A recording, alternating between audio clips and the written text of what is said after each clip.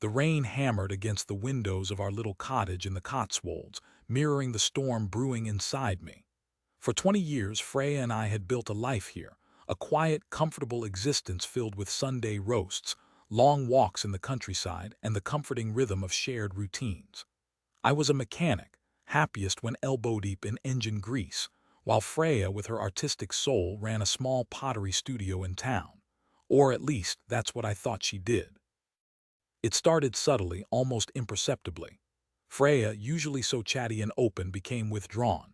Her laughter, once a constant melody in our home, faded into a strained silence. She spent hours on her phone, whispering into it when she thought I wasn't listening, her face flushed and secretive. I brushed it off as stress from the studio, a new project, anything but the gnawing suspicion that began to take root in my mind. One evening, I came home early from the garage.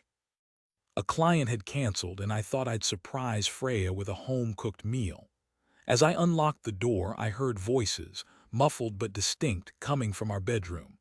My heart pounded in my chest as I crept closer, the blood draining from my face with each step. The door was slightly ajar. I peered through the crack, and the world tilted on its axis. Freya was in our bed, wrapped in the arms of a man I vaguely recognized as a local gallery owner, someone I had met a couple of times during Freya's exhibitions. His name was Jasper. Their whispers were replaced by moans, their bodies entwined in a grotesque parody of the love we once shared. The sound that escaped my throat was a strangled gasp, a primal cry of pain and disbelief. They froze, their faces etched with shock and guilt as they turned to see me standing there, shattered and broken. Marius, Freya stammered, her eyes wide with terror. "It's not what you think, not what I think," I roared, my voice trembling with rage. "I'm looking right at it, Freya, in our bed, with him, Jasper, looking like a deer caught in headlights, scrambled out of bed, pulling up his trousers with trembling hands. Look, mate," lunged at him, fueled by a rage I never knew I possessed. I grabbed him by the collar and slammed him against the wall, the force of the impact rattling the pictures hanging nearby. "You stay away from my wife," I screamed, my knuckles white as I clenched my fists. Freya threw herself between us, pleading with me to stop. "Marius, please, don't do this." I shoved her aside, my eyes burning with betrayal. "Don't touch me. You disgust me." The fight drained out of me as quickly as it had ignited, leaving me empty and hollowed out. I looked at Freya, at the woman I had loved and trusted for 2 decades, and saw a stranger. The warmth in her eyes had been replaced by a cold, calculating look that chilled me to the bone. "How long?" I asked, my voice barely a whisper. She looked away, shamefaced. "A few months. It just happened," I repeated, incredulous. "You just happened to be in bed with another man." "In our bed." "I'm sorry, Marius," she said, her voice devoid of emotion. "I didn't mean for it to go this far." "Mean for it to go this far?" I echoed, my voice rising again. "You were sleeping with him, Freya. That's as far as it can go. There is no coming back from this." I turned and walked out of the house, leaving Freya and Jasper standing there in stunned silence. I didn't know where I was going, but I knew I couldn't stay there, not for another minute, not in the house that had become a symbol of her betrayal. I spent the night in my garage, surrounded by the familiar scent of oil and metal. It was the only place I felt safe, the only place where I could escape the pain that was tearing me apart. I replayed the scene in my head over and over again, each time feeling the knife twist a little deeper. The next morning, I called my best friend Einar and told him everything. He was shocked and furious, offering his support and promising to help me through this nightmare. "You can't let her get away with this, Marius," he said, his voice filled with righteous anger. "She's destroyed your life. You deserve better." His words resonated with me. I did deserve better. I had been a good husband, a loyal partner. I had given Freya everything she ever wanted, and this was how she repaid me. I decided then and there that I wouldn't let her win. I wouldn't let her destroy me. I would fight back, not with anger or violence, but with strength and dignity. I hired a solicitor and started divorce proceedings. Freya was shocked, expecting me to forgive her, to sweep it under the rug and pretend it never happened. But I was done pretending. I was done living a lie. The divorce was messy and bitter. Freya fought me every step of the way, trying to take as much as she could. She claimed I was abusive, that I had driven her into Jasper's arms. But Einar and other friends testified to my character, to my kindness and generosity. The truth eventually prevailed. I lost the cottage. Freyr wanted it, claiming it was her artistic sanctuary. I didn't care. It was tainted by her betrayal, a constant reminder of the happiness we had lost.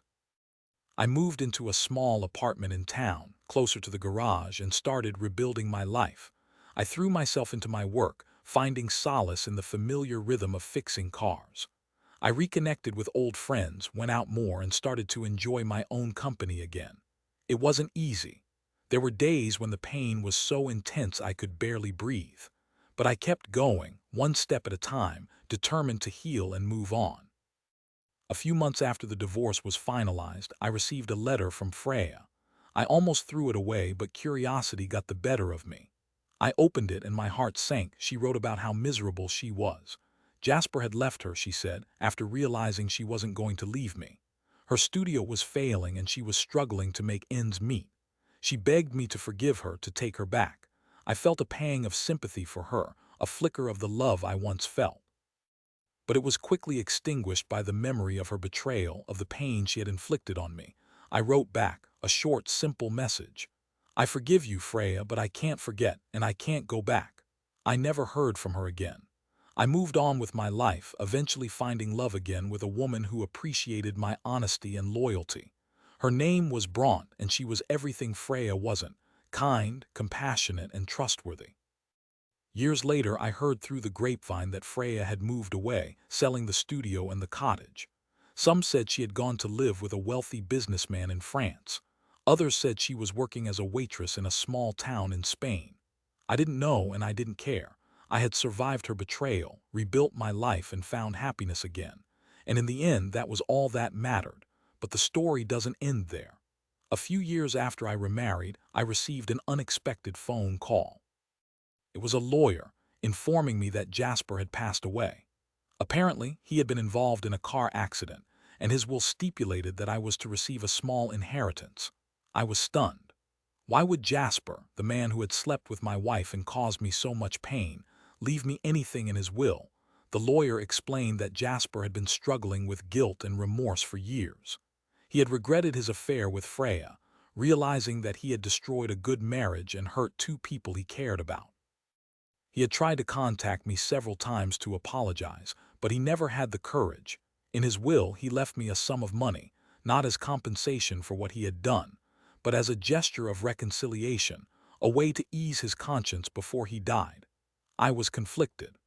Part of me wanted to reject the money, to refuse to accept anything from the man who had betrayed me. But another part of me realized that it was Jasper's way of making amends, of trying to right a wrong. I decided to accept the inheritance, not for myself, but for Bront and me. We used the money to take a long overdue vacation, a trip to Italy that we had always dreamed of. We explored ancient ruins, ate delicious food, and basked in the warmth of the Italian sun. It was a trip that symbolized our love and our commitment to each other, a testament to the fact that even after the darkest of times, happiness is possible. As I stood on the balcony of our hotel in Rome, looking out over the city, I thought about Freya and Jasper, about the choices they had made and the consequences they had faced. I realized that betrayal is a powerful force, capable of destroying lives and shattering dreams. But it is not the end. It is a test of resilience, a chance to learn and grow and emerge stronger than before. And in the end, that is the greatest revenge of all.